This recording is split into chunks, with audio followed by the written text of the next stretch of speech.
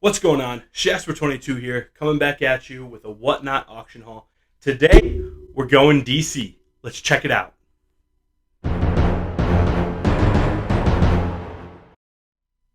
If you're new to the video series, I've been participating in Whatnot auctions where you bid on comics, either lots or single issues or omnibus or statues, even ranges to Funko Pops and action figures. And bottom line, I got a lot of stuff and I'm just kind of going through it. So today, we're talking about JLA. I particularly enjoyed this lot.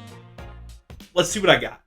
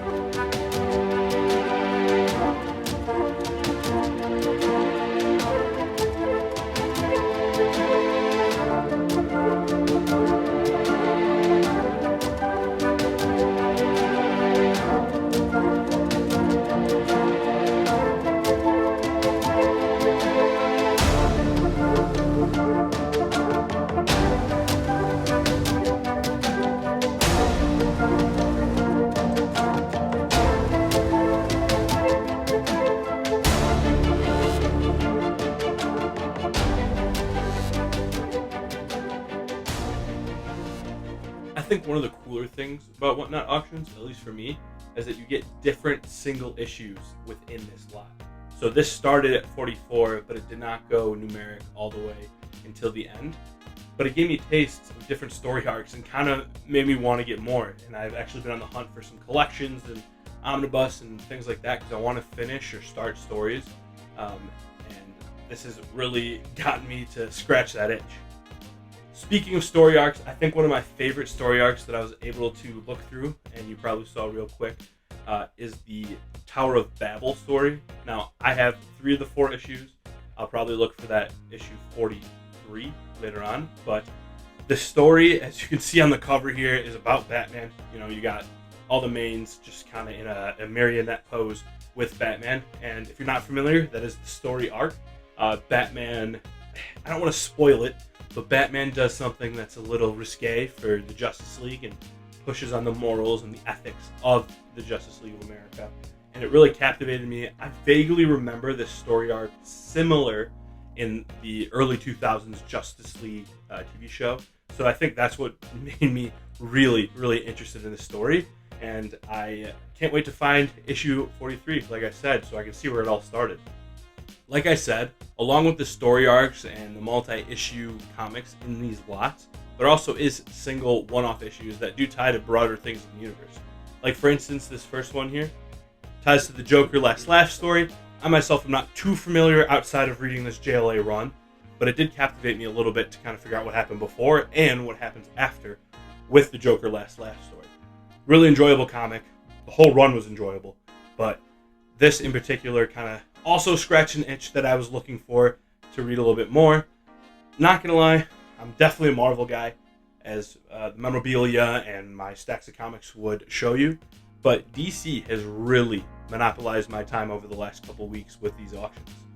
Another unique single issue comic from this Whatnot auction JLA lot kind of fits in with the time. At the time of me recording this, we just passed Thanksgiving. We're gearing up for that holiday time, the holiday joy, the holiday cheer. Is this issue.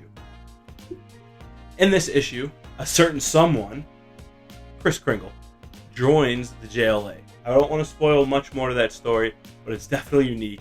Kind of made me feel warm and fuzzy on the inside, and shows that DC has a range. Tower of Babel, very serious storyline.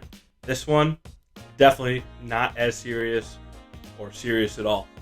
But I suggest you guys check it out, especially around this time, like I said.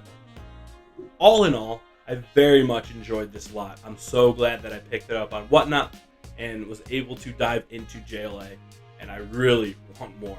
I know that there's about 43 issues north of the 44th issue, and I think there's about 100 and something going the other way. So to check those out would be awesome and really make me feel good, because these stories definitely were compelling.